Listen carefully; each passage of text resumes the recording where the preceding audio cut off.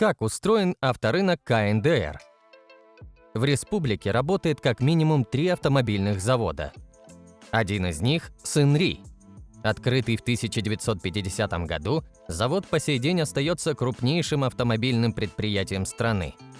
Шангри Мотор Плант располагается на площади в 600 тысяч квадратных метров. В разное время предприятие выпускало несколько видов пассажирских машин, а также разнообразные грузовики. Но все же стоит сказать, что свое начало, как и вся автомобильная промышленность Северной Кореи, Сынри берет от автоиндустрии СССР. С 1950-х годов вплоть до конца 1990-х годов все авто, которое производилось в КНДР, представляли собой лицензионные копии советских машин. Так, например, под названием Сангри-58 в Корее начали собирать газоны, грузовики ГАЗ-51. Через 3 года была освоена и полноприводная версия Сангри-61, которая представляла аналог советского ГАЗ-63. Кстати говоря, эти грузовики выпускаются до сих пор. Конечно, за столько лет они прошли через различные доработки. Однако изменения в основном касались внешности. Например, корейцы внесли поправки в дизайн кабины. Что касается технической начинки, она практически не отличается от советских разработок 80-летней давности. Хотя одну изюминку корейские производители все же внесли. С бензином в Северной Корее туговато, поэтому значительная часть выпущенных грузовиков Сынри оборудована специальными газогенераторными установками. Проще говоря, ездят они на дровах. Второй известный в Корее завод – Pyeonghwa Motors. Компания была организована в конце 90-х годов совместно с предприятием из Южной Кореи и получила название Pyeonghwa Motors, что переводится как «мир». Потому что война войной, но когда дело доходит до бизнеса, а речь заходит о деньгах, тут уже не до стычек.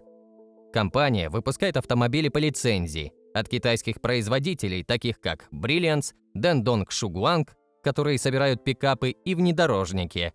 Предприятие также делает пиратские версии итальянского Fiat. Все перечисленные аналоги разделены в модельные ряды под названием Квипарам, что значит «свисток», и Погуги, что переводится как «кукушка».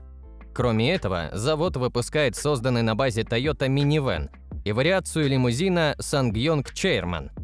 Этот представительский седан создан с явными стилистическими заимствованиями у седанов Mercedes-Benz конца 1990-х и начала 2000-х годов и предположительно предназначен для видных корейских чиновников.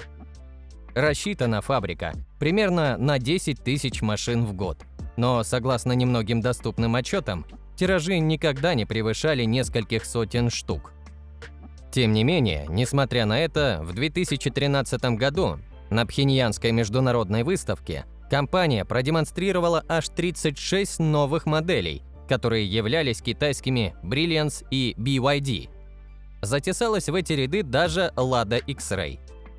В 2018 году из КНДР пришла информация о запуске автомобильного бренда Nenara. Также называется официальный портал, где для внешнего мира публикуется информация о северокорейских достижениях. На единственной картинке были изображены 6 автомобилей, от седана до микроавтобуса, которые также являлись китайскими FAW с другими шильдиками. Существуют ли эти модели на самом деле, никто сказать не может, так как никаких подтверждений корейцы не предоставляют. Третий по значимости автозавод находится в городе Пхёнсон и имеет аналогичное название. Пхёнсон, как и Сынри, тесно связан с советским автомобильным наследием. Так, в 1968 году здесь освоили производство внедорожника ГАЗ-69. Вышел аналог под названием Kaengsang 68NA. Северокорейская копия подвергалась различным модификациям. Например, на его основе строили грузовые версии, а в 1985 году появилась модель Kaengsang 85 с новым тентованным кузовом, из-за чего машина стала напоминать советский УАЗ. В 70-х годах Pyeongsang выпустил легковые седаны, которые своими рубленными формами походили на ГАЗ-24. При этом техническая составляющая была от 21-й. Хотя некоторые утверждают, что начинка все же досталась седанам от Победы. Делали в Пхёнсоне и грузовики. Выходили они под названием Тайпаксан, а снаружи выглядели как неаккуратный ЗИЛ-130. Кто может владеть авто и на каких машинах все-таки ездят жители КНДР? Что ж, во-первых, сразу стоит отметить, что в КНДР автомобиль скорее роскошь, а не средство передвижения. Те немногие туристы и журналисты, кому довелось побывать в Северной Корее, утверждают, что на улицах Пхеньяна насчитывается больше регулировщиков движения, чем транспортных средств. Даже в столице позволить себе иметь частный автомобиль могут единицы.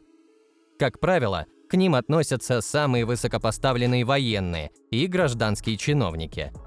Простые же смертные обычно довольствуются общественным транспортом – метро, автобусами и троллейбусами.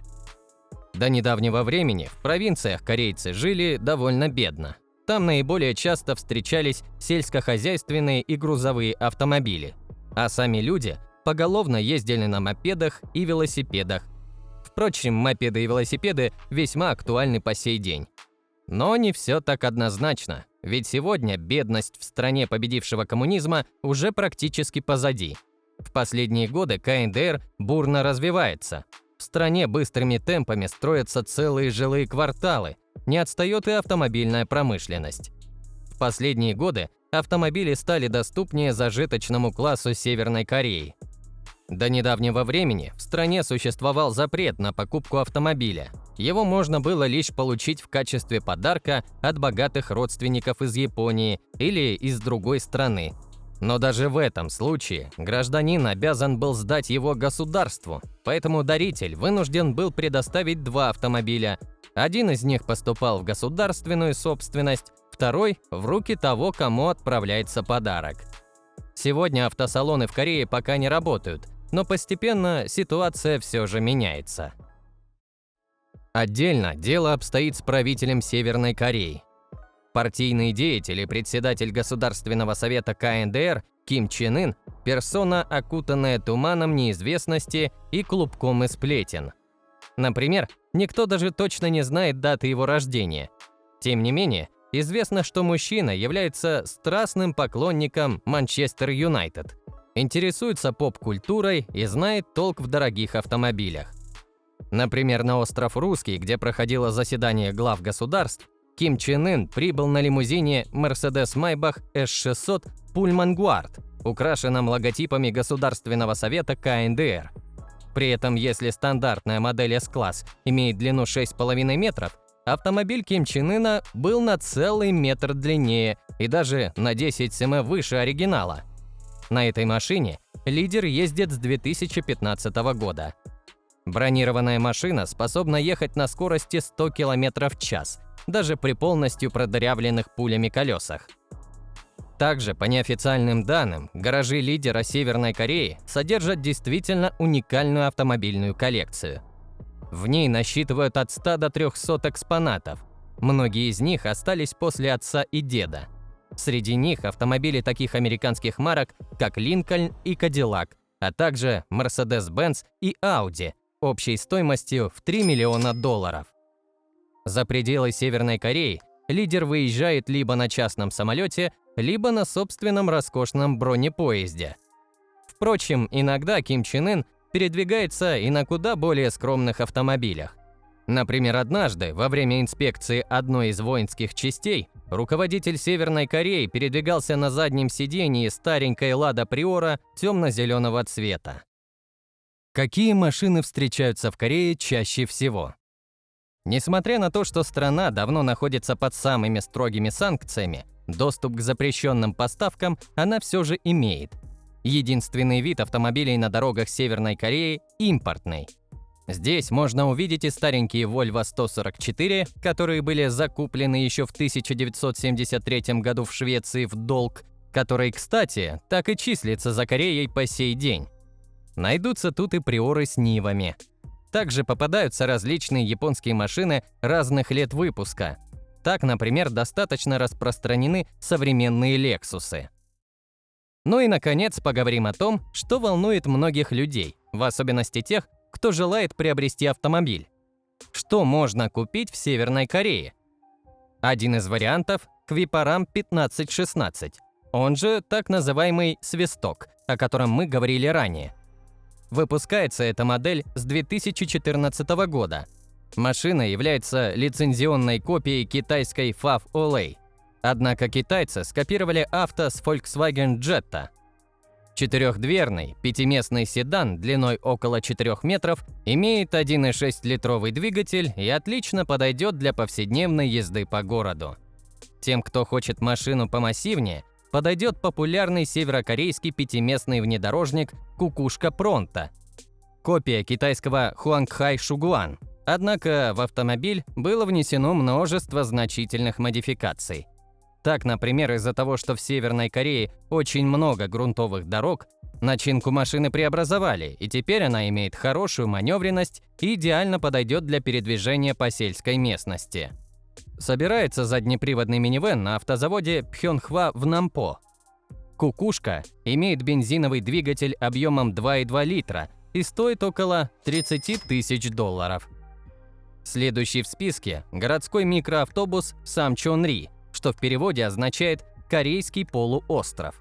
Предназначен для перевозки горожан или туристов по улицам столицы. Стоял на сборочном конвейере в 2005 году. Это выпущенная по лицензии копия китайской модели Brilliance Jinbei Eving. Собирался автобус по методу CKD на автозаводе Нампо. Микроавтобус четырехдверный, 11-местный, длина 5,1 метра, 2,2-литровый или 2,4-литровый бензиновый двигатель. Есть в Северной Корее модели и поновее. Одна из них – Nenara SUV, новый северокорейский кроссовер. Новую линейку легковых автомобилей, микроавтобусов и грузовых автомобилей запустили в Северной Корее в 2018 году. Это широко освещалось на Nenara, официальном сайте правительства. Этот внедорожник оснащен усилителем руля, кондиционером, электрическими стеклоподъемниками и задним датчиком парковки. По меркам Северной Кореи это передовые технологии. Автомобиль разработан на базе китайской FAV Xenia R7 и собирается на производственных мощностях совместного предприятия Чонгпунг. В целом, корейские автомобили, в особенности поддержанные, пользуются спросом во многих странах СНГ. И у этого явления есть свои причины. Прежде всего, привлекает качество сборки. Количество бракованных авто минимально. Кроме того, здесь отсутствуют скрученные пробеги. И мы говорим это со стопроцентной уверенностью, потому что в Корее за скрутку пробега ждет не замечание, не штраф, а уголовная ответственность, плюс лишение лицензии, плюс огромный штраф. Так что желающих рискнуть не возникает. Еще одна причина повышенного интереса к рынку КНДР – адекватные цены. Цены на автомобили с пробегом в Северной Корее значительно ниже, чем в странах СНГ, даже с учетом их доставки и растаможки. Это касается и автомобилей мировых брендов. Также стоит отметить, что стоимость автозапчастей и сервисного обслуживания на корейские автомобили в СНГ ниже, чем на японские и немецкие бренды. Ну и, конечно, привлекает исключительное техническое состояние. Топливо в Корее изготавливается только высочайшего качества. Трассы по всей стране в идеальном состоянии. Чтобы найти плохую дорогу, надо изрядно постараться. Добавьте к этому своевременное техобслуживание и отсутствие суровой зимы. Снег в этой закрытой стране – большая редкость, поэтому реагентов на дорогах нет. Именно поэтому, даже купив машину с пробегом далеко за 100 тысяч километров, новый владелец будет приятно удивлен комплексным состоянием автомобиля. Северная Корея остается загадкой для остальных стран, и любые подробности повседневной жизни ее жителей вызывают неподдельный интерес. Что-то может показаться странным и удивительным, но у всего есть свои плюсы. Так, например, все трудности, возникающие на пути у северокорейцев при покупке машины, создают ситуацию, при которой на дороге все равны, относятся друг к другу уважительно, и неважно, у кого какой автомобиль.